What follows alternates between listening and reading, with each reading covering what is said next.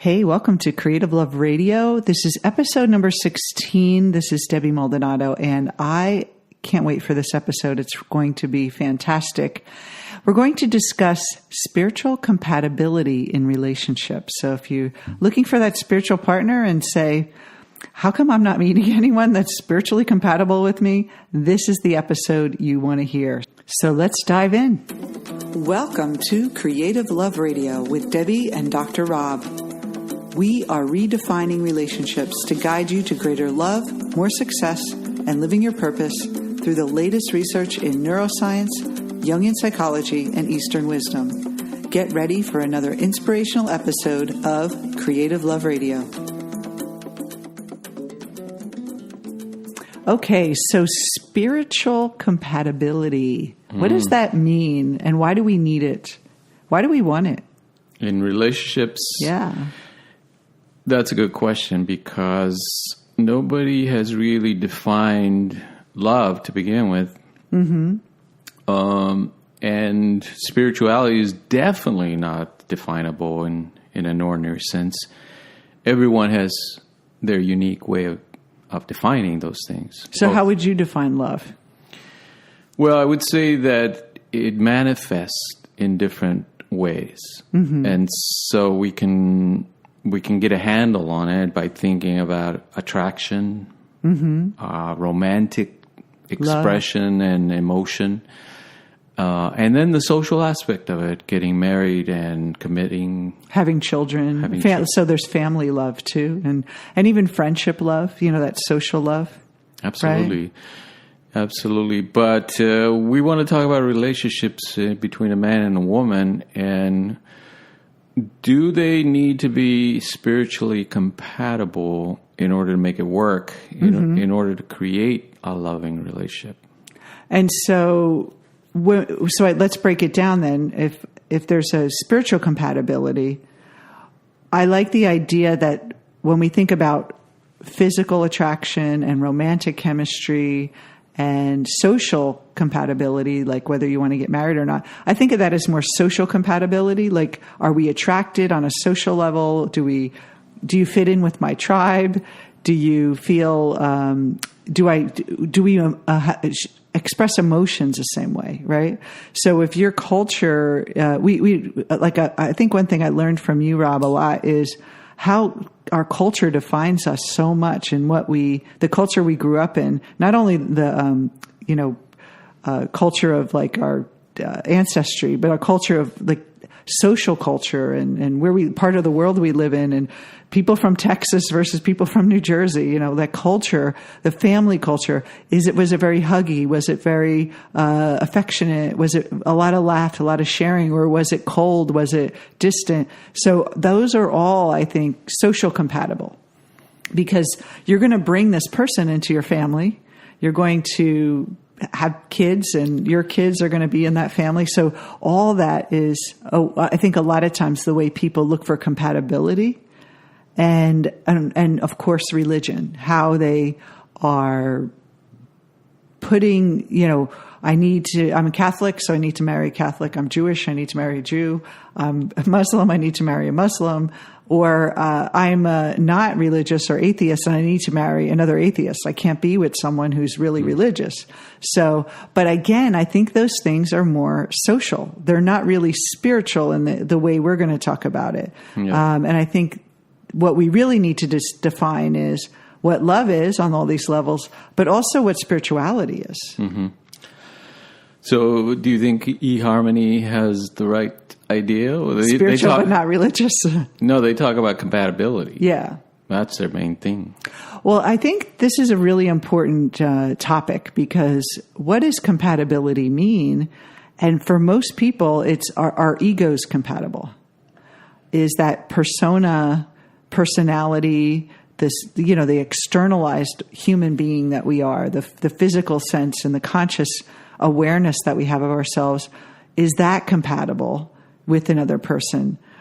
But we all know that love is not, you can fall for a person that's not, maybe your physical type, or even in the same religion, like what happens when you fall for someone? Where does that come from? Where does that connection or that compatibility come from? That's indefinable by a profile online and what you like and what you don't like, and all those kind of attributes that they try to match people up by. And I think that's that ego, that social compatibility versus a true spiritual compatibility. Yes, but if we look at arranged marriages, for example, they seem to work. And they are basically saying, if you're socially compatible, that is, if you make a good family and you fit together socially, it should work. Well, I'm not saying it doesn't work. I think social compatibility works. But is it satisfying? Is it the extent of how we can love another person? Is it as deep as we can go with another human being and within ourselves? And again, that is kind of sometimes the tragedy of having someone socially compatible, because then you're just kind of ego and ego hanging out together, and it's fine. It works. Maybe you get along, or maybe you have the same kind of fighting style or relating style, and that's fine. It's compatible.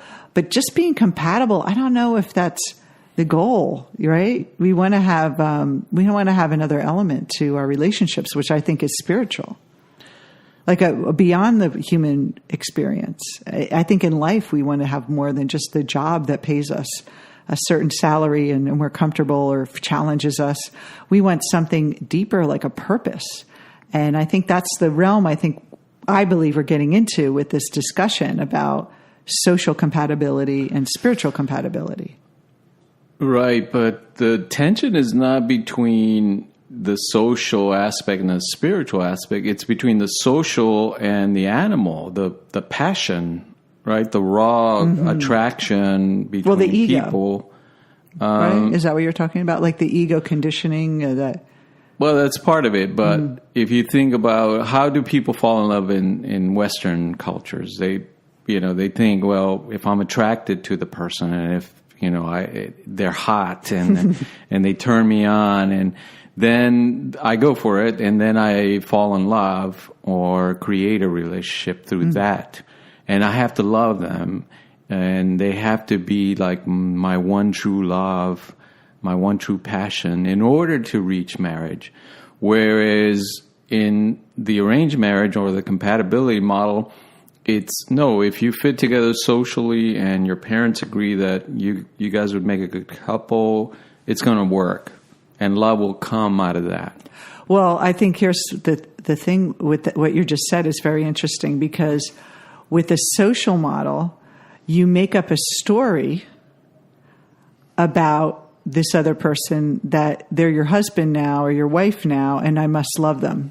And so the love comes out of a story, right? I love this person.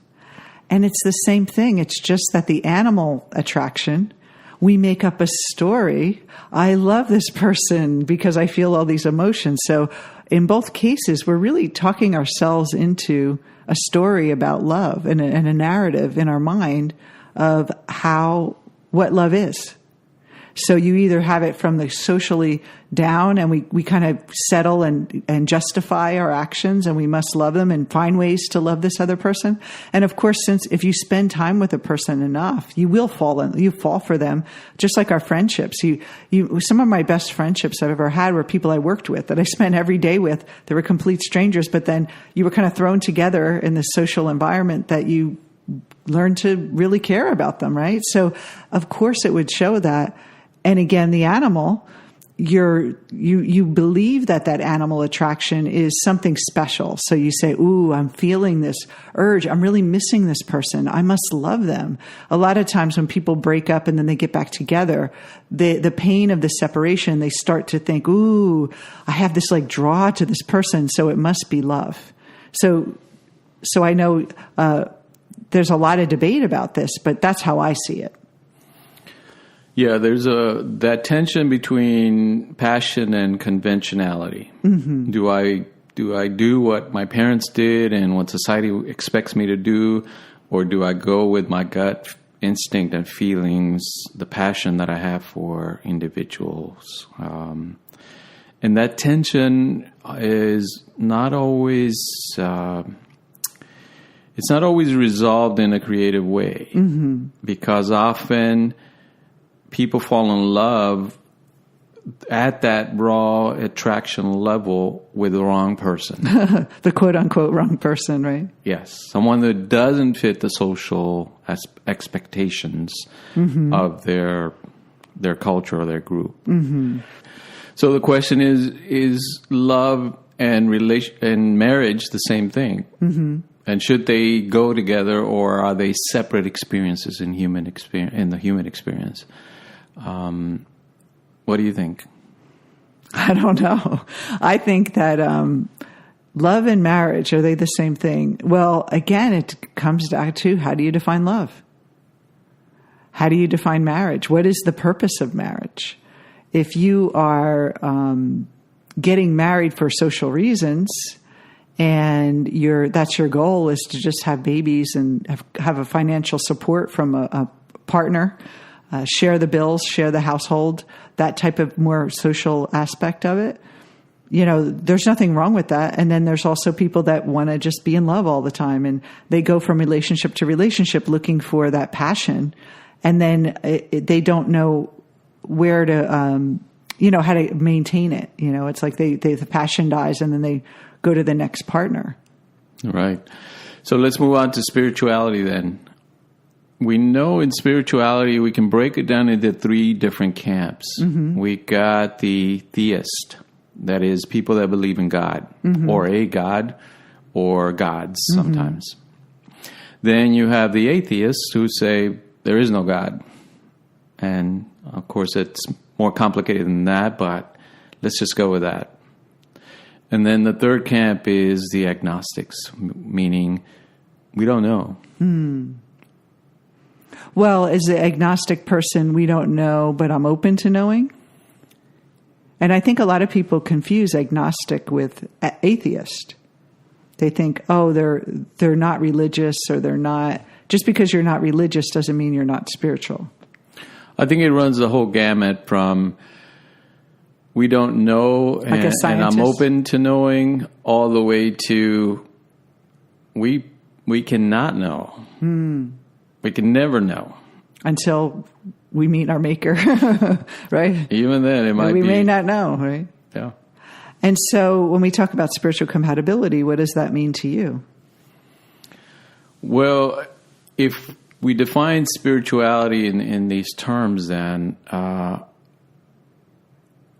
does each one see love? The theist, the person that believes in God, is obviously going to have a skewed perspective on love, saying God must be playing a role in this thing called love and relationships, right? Some kind of destiny or some kind of plan. My soulmate. God picked a partner for me. God has a plan for me for love, right? Yeah.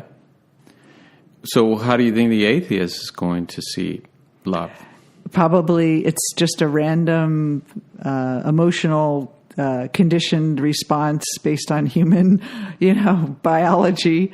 And I'm going to socially pick someone that's compatible, but not really high expectations, probably, I would say, for an atheist, because, I mean, of course, we don't want to overgeneralize, but if someone's an atheist and shut down from believing in higher love of a spiritual being, how could they believe in a higher relationship love? It just seems like if they're not even open to a connection to something that they can't see, how would they define a relationship? Because the relationship itself is something invisible. It's something that how do you bond with someone? What you can look at the science and everything, but how do you really bond with another person? And why do you have these feelings for another person? Right. And what would the agnostics say about love then? I think the agnostics is, I think most people won't admit it, but I think most people fall into that category that they don't know. I think we're naturally inquisitive and explorers of life. I think a lot of people may have been raised a certain religion and maybe still identify as like their family, their religion of origin. But I think there's a part of them that says, well, I believe, in the text, and I understand, and I practice even, but I'm also open to understanding something, because now with science and quantum physics and things we know about psychology and the mind and consciousness, it's a natural curiosity that we have, that there must be something more. And what is this love about? And so spiritual compatibility would be basically how you approach your relationship with this spiritual life, like a God or a higher power or the consciousness or the universe. You want someone who has that same kind of nature, because that's what is going to satisfy you. If you're very religious and not open, you bringing in a partner that's questioning your religion all the time, or questioning what you believe, or almost it would feel like that person would be a threat to you even, right? That they are so open-minded and so loose with their beliefs that you would probably not be long-term compatible with someone like that. And then again, if you're very spiritual and you are around an agnostic, the same thing. You're the inquisitive one, and the other person's kind of like, nope, that's a bunch of crap. I don't believe in anything you're saying, and that's a bunch of woo-woo. And I'm a scientist, and I only believe in what science can show me, and that type of thing. But I do believe in my heart that most people they don't like the term agnostic because it gets confused with atheism, but I think a lot of people are, especially people listening to this kind of work. Anyone in personal development who is interested in developing themselves has a natural curiosity to, what am I made of? Who am I? And what is God? What is the nature of spirituality? Type of questions.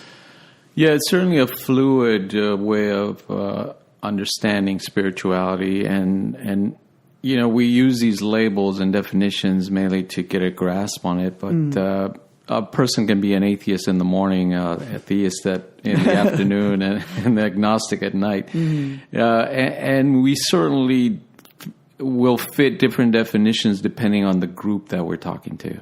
Yeah. If we're hanging out with very dogmatic people that believe very strictly in certain types of religions, we would all probably be atheists, they're not believers. Yeah. But if we're in the general society, we might fall under the category of theist. They believe in higher powers or spiritual laws. So those definitions are very fluid. So in relationships, the most important thing is to be able to talk about what is it that you believe, and can we discuss those things, because they're going to color the way we see the world and the way we see love and the meaning of our relationship together. And from what we've known is that the more you explore your own belief system, what you believe is true, what you have an experience of being true, the more confident you're going to be in the type of people that you meet, because you're going to say, here's an example.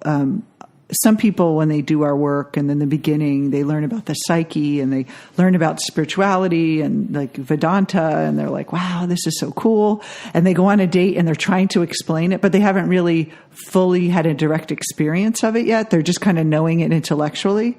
And they haven't really had that kind of direct emotional shift, and it's more conceptual. They will tend to not explain it correctly, and then I'll get someone, no doubt, that's going to question everything and tear it down. And those people are actually doing you a favor, because it forces you to examine what you believe. And we always say to our clients, look at what we teach, but don't take our word for it. You have to really ask yourself those questions. And so the people that you're meeting are going to reflect back to you your own conviction of what you believe. And and then a lot of times people will, for me, I used to hide my spirituality, And I call it like, I let my spirituality out of the bag. I would wait 3 or 4 dates before I'm like, oh yeah. And then I do, I go to these workshops and they're like, what? Who is this person? And so they kind of, I kind of hide it and then I bring it out, and almost I think in a way I used to do it to push people away. And so you put on the persona of someone who matches someone outside of you, and you're kind of conforming versus really speaking what you believe. And I think the most important thing you can do is, even if you don't have a direct experience of it yet, just speak what you believe and don't be afraid that someone else is going to question it. And if you don't know the answer, it's okay to say, you know what? I don't know the answer to that yet, but I'm an explorer and I'm going to find out that answer. But just because I don't know the answer doesn't mean that I shouldn't be questioning this and exploring this, because we're never going to know all the answers to life until, like you said, until maybe one day, maybe we'll never know. But that's really the opening, is that we want to approach it as we are growing and learning, and we don't have all the answers, but we're willing to have a discussion about it and a debate about it. And if you meet someone that shuts you down, that's reflecting something in you that you're really trying to, again, conform versus discover your own relationship with the divine. It's a very personal, unique relationship into each person. Yeah, there's got to be a point of connection somewhere. Mm-hmm. But we know people, when we question them, often they're not really sure what they believe. Like they're not really clear on, what is it that I believe? Do I really believe in an external God, a creator that's directing things, or is it all kind of chaos and just happening? And what is the nature of God? What is the nature of that divine element in human nature? But often we don't have to know exactly what we believe. It's more the willingness to doubt and to question. So not many years ago, people found Mother Teresa's diaries. And they were all shocked that she doubted God. How dare you? Because she's a saint now, and she's considered a saint. But anybody that's worked on their spiritual life understands that is the nature of a spiritual life. You're questioning. You're asking, is there really a God? In essence, you're taking on the question seriously, and you're doubting. You start with that disbelief because that's where you have to start. And it doesn't mean that, if you're a saint or you have a spiritual life, that you're always like in this incredible faith and always trusting and always believing. It literally means the opposite. That you're always doubting, you're always questioning, how does this work? How does this faith and belief in this divine element work? And am I in that state of mind right now? So go ahead. Yeah, in relationships, if we think, well, how does that translate into people living their life together and sharing this incredible life together? It would have to be, a spiritual compatibility would have to be the willingness to share their doubts, their disbelief. One thing I wanted to mention is that a lot of people think spirituality is a fixed concept. That's religion, is like more of a fixed concept. Like you have a book, you just take it the word for the word, and there's nothing wrong with that, but that's the fixed concept. And then there's the more kind of inquiry process, that questioning process that you're talking about is a different type of spirituality. It's the fixed is really more of a social compatibility, but the questioning, the exploring is a spiritual compatibility. And, some people will tell me, oh, Deb, I'm afraid that if I grow too much, I'm not going to have enough men in my life that can fit the level I'm at. I want to kind of slow down and let it. So how are they going to ever catch up to me? Or I'm meeting people that are open, but they're not as farther along on their journey as I am. Is that spiritual compatibility? And what I think, and would like to hear what you think, but I think that as long as someone's willing to be open to grow, that is a spiritual compatible person with you, if that's who you are. There's no like measurement of vibrations, although some people think, you're at a certain vibration, or there's a report card of where you are on the enlightenment scale. We go in and out of enlightenment every moment of our day. I mean, some days you look in the mirror and your ego's telling you, I don't like what I see. And other days you're just in the spiritual element. So it's not a fixed concept. We're always evolving and growing. So that's really what you want. And if that's who you are, you want someone who's just always evolving with you. Who's always has the desire to evolve. And that's really, I think, the key. And when you're looking for someone spiritually compatible, what do you think?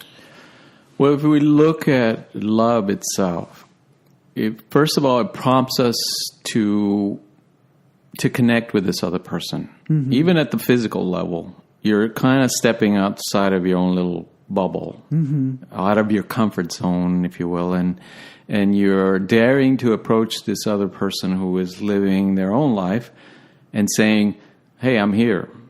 What are you doing? Who are you? And so it begins kind of an existential crisis, an existential questioning of, how am I living my life in comparison to this other person? And how do I relate to this other being that is living, I suppose, in the same way that I am, but they have their own different point of view and unique point of view. And then at that romantic level, it even becomes more questioning, because then it's, do I care about this other person more than I do? Mm-hmm. Then I care about myself. I actually care about defending yourself, like hiding your emotions. And do I risk sharing what I feel, right? And kind of take away the mask a little bit for them to see inside. That's romantic love. And that questioning about the ego and its place in your life as the most important piece of your life, and placing this other person, this beloved, above your own self, I think that is the beginning of spiritual life right mm-hmm. there. Mm-hmm. So even in romantic love, you have a spiritual element coming in. Now, in physical love, we know the transcendent aspect of sexuality is very powerful, and even in some cultures like Tantra, mm-hmm. it was considered a spiritual ritual. Mm-hmm. Love, physical love of sexual union was a type of mirroring of the divine forces coming together mm-hmm. and uniting, in a sense, to create new life. So already inherent in us seeking someone out and connecting with another person, with a beloved in this way, there is a spiritual component there. If we're willing to examine it, mm-hmm. if we're willing to see it that way, then it takes on that role. And ultimately, then relationships become a staging platform for our own growth, for our not only psychological and emotional growth, but spiritual growth in the end. And even on a social level, a tribal level, the power of a community also takes us to a spiritual aspect of the divine in us, because we are connecting as a group to something bigger than us. Like, it's an idea of the group, even if it's just the family unit. There's a invisible bond, right? That connects the family. It's not just genetic. There's some other force that makes us love our sister more or brother more than the person at the grocery store. Maybe it's biological. I don't know, but I believe it's a spiritual. Like when you go to church or you go to the temple, or a mosque, you have this kind of transcendent experience just socially with, you're also in a sacred place, but there's also an element of that social aspect. And celebrating holidays like Christmas dinners and Thanksgiving or, the Passover, you're kind of doing spiritual rituals in a social sense that can be very transcendent as well. And there's an energy, like when you pray together. We go sometimes to meditation centers and you're in a group of people meditating, and the energy is just different than when you're doing it on your own.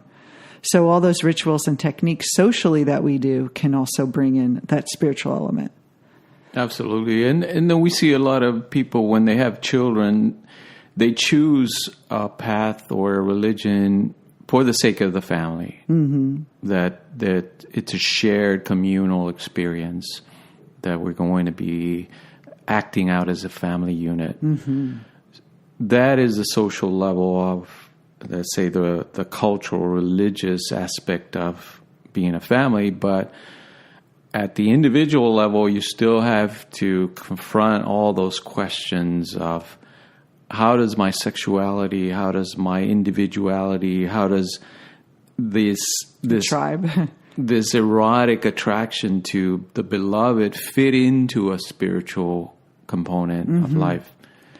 And a lot of people ask, well, can you have an erotic, sensual, romantic, all those feelings, and someone who fits in socially, and have that spiritual Can you connection? have it all? Can you have it all? Like, do you have to give up one for the other? Most people sacrifice one in their life just because they don't want to be alone, or they want to pick the next person, or, they're 38 and they're like, you know what, it's time to have a kid, and this person's good enough. I'm going to hunker down, and this is, convince myself. That's what happened when I was 35. I was like, I have to convince myself I like this person because it's time, and so that we sometimes settle. And I think the spirit in us doesn't want us to. It wants us to have it all. So that's why we feel that, almost like that uncomfortable feeling that we've settled, and we're never really settled because the mind is constantly saying, you really wanted that spiritual person. Why are you with this dude? Or why are you with this girl? Like, kind of that ache. Oh, it's so cynical, Debbie. Well, I'm just saying some people do, and because they don't, and I think they do because they don't think they can have it all. And I think you can. And I think a lot of people settle, a lot of people, there's multiple marriages because the first marriage usually is someone that maybe you haven't fully awakened your own spiritual ideals, your connection to your own divine, that you're not there yet. So you're making those decisions on those physical, romantic, and social levels. Definitely food for thought. I know. We didn't even get to the topic, and maybe we'll have to do it on the next show. Is love a spiritual calling? Is that what love? Is that the purpose of love? Is it really to find our own spirituality? But this is a great topic. I know we've been batting a lot of ideas back and forth, and it's a juicy topic. Well, we always talk about it's your favorite topic, isn't it? Thank you again for joining us for Creative Love Radio. If you are tuning in, don't forget to come to our Facebook group, Creative Love Gurus. Let us know what you think. Tell us about what you really want to hear. What topics do you want us to talk about? Or answer this question. Can we have it all? Can you have it all? Do you believe you can have it all? And how do you make that decision? And ask yourself, too, what do I believe? That would be a good question to think about and leave with. And we are having our live event in October. We're going to have one in LA and one in London. So if you're interested in attending, please go to our website, debbieandrob.com. That's DEBIAND-Rob.com, and find out more information and get your ticket. And we hope to see you there. We're going to have some great new info to share with you. See you soon. Take care. Much love. You've been listening to Creative Love Radio with Debbie and Dr. Rob. For more information, visit us on our website at creativelove.com.